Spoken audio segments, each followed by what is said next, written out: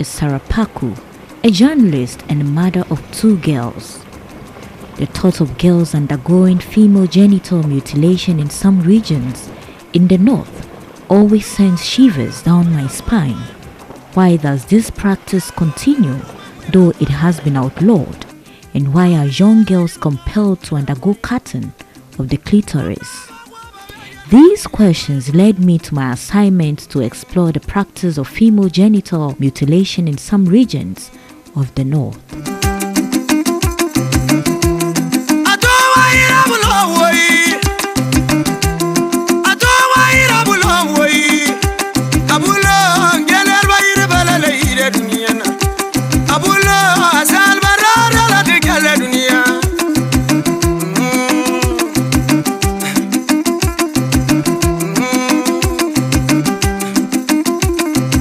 Statistics show female genital mutilation in the Upper East region is now 27%. The practice is widespread in the region, especially the border town of Puziga, which is near Ghana's eastern neighbor, Togo and Burkina Faso.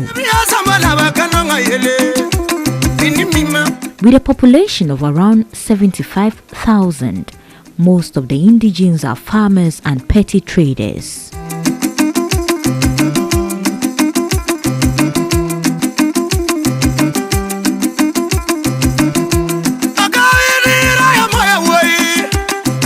I met 13-year-old Fee Idrisu. Fee had undergone cutting 7 days before our meeting. She tells me the reason for undergoing female genital mutilation. It's during vacation. Did you want to do it yourself or because tradition demands? They say that they are doing it. Me too, I say I will do some. How did you feel during the process? It filled me some pace. How long did it take before it healed? 7 days. As Fee continued, she made a shocking revelation. Her grandmother was responsible for cutting off her clitoris. I met Ima, Fee's grandmother. The 70-year-old has been cutting girls in Puziga for over a decade. This year alone, she tells me she had cut over 100 girls. Those days, the people will mobilize themselves in the community and they invite us. Then now, because of the issue of the arrest, they themselves rather hide to bring the children for us to do it. This year alone, how many children have you circumcised? 100 thereabout. It takes a fowl, a bowl of maize, and a token of money to be cut by Ima. I use blade to cut. After cutting, I will use hot water and wash the sore. Then after that, I will use the shea butter and then apply the sore. Use a rack, cross them to be sucking the blood, any blood coming out. The World Health Organization describes female genital mutilation as any procedure that injures the female genital organs for non-medical reasons. This procedure often involves the removal or cutting of the labia and clitoris. This practice has been described by some women who have undergone the procedure as extremely painful, like 32-year-old Poisani, who went through the process at the age of 2. She's now married with 4 children, but has regrets. It has affected me a lot in terms of delivering. They have never operated me, but the private part itself would tear, and then I will struggle for the baby to come out. And when it comes to love making between myself and my husband doesn't enjoy me. He complains, and that it even leads him to be following women outside. With reports of babies being sent to neighboring countries such as Togo and Burkina Faso to undergo female genital mutilation, I followed up at the Department of Social Welfare and Community Development in Puziga. Paul Apam is the District Director of the Department of Social Welfare. has been at the forefront of eradicating female genital mutilation in the district for over 19 years. Except that you catch them red-handed, they will never agree that they are doing it. Usually want to know why they are practicing it. And they said that that is the only way they can tame the girl, not to go for men till the right time. The Education Directorate at Puziga has been instrumental in educating pupils on female genital mutilation. Atinga Janet Ladi is the girls' education officer in the district. She was also aware of the trend of some parents sending their female wards to neighboring countries to get cut. Sometimes before you realize a girl is not coming to school, and then when you go further to investigate, then they find out that she has gone to the auntie's place. Then before you realize it is true, they have gone to do this FGM. They try to convince them that the clitoris, excuse me to say, that it is having some mucus, that is having some infection. So it's good that you remove it. We continued our journey to Kankampori around Kulungugu.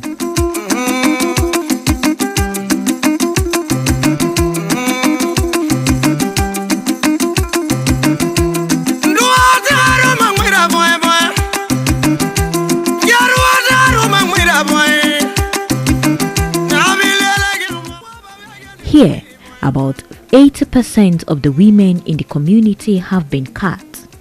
67-year-old Adiza has been cutting girls in her community for 20 years. She told me the skill of cutting girls was passed on to her by her mother.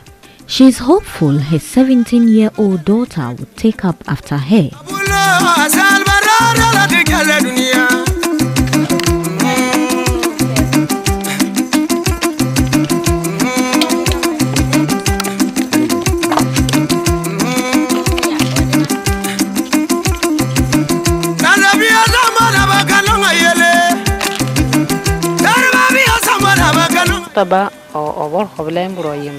The mother did that, took care of some of them.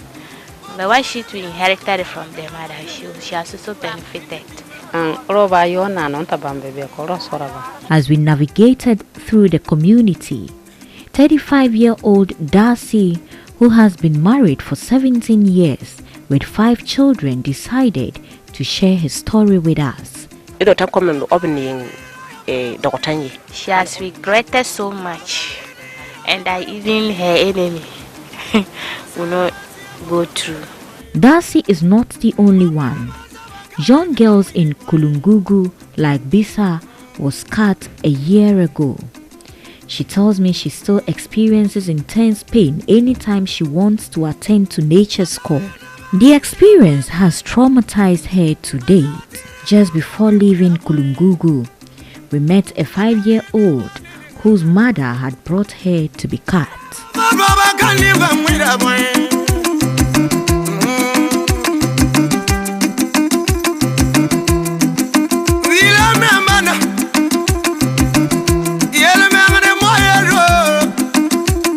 Residents allege some nurses and midwives mock women who have not been cut when they come to the labor ward to deliver. Others said female genital mutilation is now being performed by some midwives and on newborn babies. I followed up to the Kulungugu Health Center. Dominic Mogre is a senior staff midwife at the health center. He explains the effect and impact of female genital mutilation on women and children in the community. After this, the excision, the place forms a scar, and we know that scars don't stretch. The natural elasticity of the skin is lost. So we are left with virtually something like this to make sure that the head is able to come through it. So it's almost impossible. Most of them, to be safer on our side as midwives, we give what we call episiotomy. We use the scissors to enlarge the place in order to have safe delivery. If this is done to prevent more damage, it can be worse when you don't give the episiotomy. According to the United Nations, although primarily concentrated in 30 countries in Africa and the Middle East, it is also practiced in some countries in Asia and Latin America and amongst immigrant populations living in Western Europe, North America, Australia and New Zealand. In some cultures, FGM is regarded as a rite of passage into adulthood and a prerequisite for marriage. Although there are no hygienic advantages or health benefits to FGM, practicing communities believe that the clitoris of a woman needs to be cut, and women who have not undergone FGM are regarded as unhealthy, unclean, or unworthy. In Ghana, it is illegal to practice female genital mutilation. The 1992 Constitution of Ghana, Article 15 states that the dignity of all persons shall be inviolable, and that no person shall be subjected to torture, cruel, inhuman, or degrading treatment, or any other condition that detracts or is likely to detract from his dignity and worth as a human being. Anyone performing FGM commits an offense and is liable upon conviction to between 5 and 10 years imprisonment or a fine of not more than 500 penalty units, equivalent to 6,000 cedis. Following the 1994 amendment to the law, some successful prosecutions for performing FGM took place. The first was a male practitioner who was sent to prison and served at least 5 years. The strict enforcement of the law in Ghana is what is forcing mothers to travel to neighboring countries such as Togo and Burkina Faso to undergo the procedure.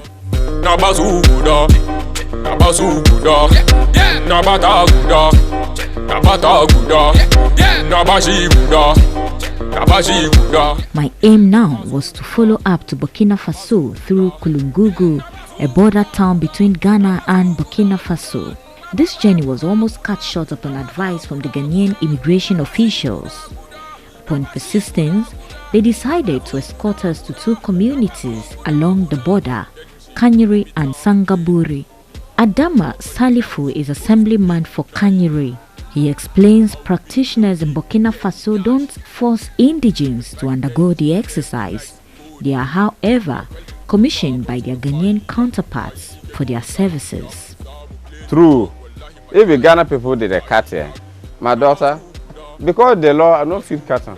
If not that, if like be me and Sefa, if the government will agree, I will cut them. Even though female genital mutilation is illegal in Burkina Faso, Adama strongly defends the reason behind the practice. The time way they are cutting is good because they get the thing, not the word they get. Because the thing if this thing if it's starter. If they start they get pants small, it will come out. If they come out, the girl will feel sleep. It will feel dog and mother and father will come out outside. The woman where they are cut, if you marry that one, it's better because the woman it won't worry you. But the one way they are not cut, if you marry that one, maybe the woman in one more way you know one more. It will bring problem for you people. Because if the woman one more 5 times or 6 times way the man one or 2, it will bring problem. The woman will come out outside. You will see somebody married, but you know they feel sleepy in husband. They come out outside. Plenty women. Oh, they know that. Hey, masada wa wanam ina kishi. Nakadena zamani kashi. Data from the Ghana Statistical Service show the prevalence of female genital mutilation is among women between the ages of 15 and 49. Representing 3.8%.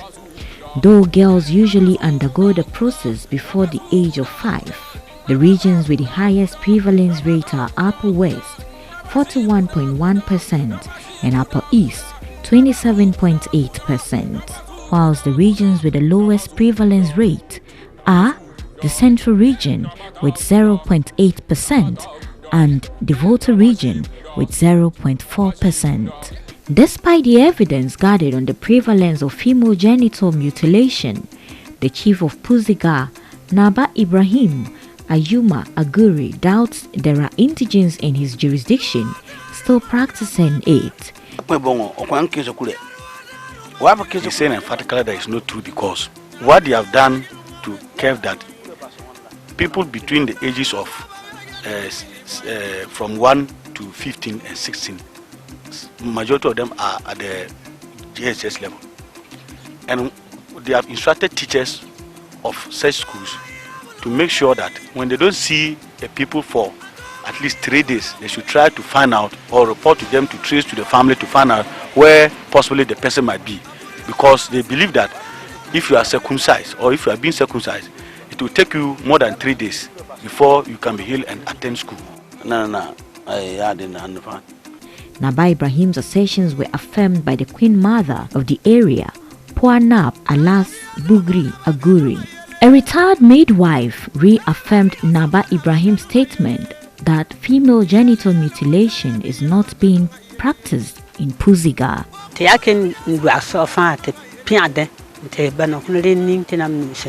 They selected about 10 of them, trained them, and they were those going around educating the people as to the side effects of this circumcision. The district chief executive for Puziga, Zubeiru Abdullahi, however, says the practice has not been completely eradicated. I speak to you now, we are on top of our jobs as compared to what we used to know. Today, FGM in the district is actually going down very drastically. I don't want to stick my neck and say that it has been completely eradicated, but we know from what we are taking on the ground, many people are now getting to understand why they shouldn't do it. But what we also want to put on record is that because of our proximity with the other countries, data sometimes do not also favor us. The Boku East Women Development Association is an NGO which has championed a lot of activities to end FGM in the area. Programs manager for the association, Shaibu Abubakar, called on policymakers to relook the approach to fighting the menace. Those that are willing to come out, we should rather use them as agents of change. I'm talking of the women who have been practicing it. We should use them to become agents or advocates against the practice. And I can assure you that when we do those things, we'll go very, very far. For me, I think that the recent or the ongoing strategy that we have adopted, house to house, engaging the women, engaging the traditional authorities, engaging the children, and coming to holding seminars, at various locations from time to time, using images to let them appreciate the difficulties or the challenges that they pose on the up and coming young girls, will rather come out, because we've been able to identify a number of these practitioners, and they're accepting that it is not a good practice. Although there is strong commitment by government and its agencies in ending female genital mutilation, more education is needed to ensure the practice is completely eradicated from Ghana. As I left Puziga, I began to ponder on who the next victim of FGM could be if nothing is done to halt the practice. Sarah Paku, TV3 News, Puziga.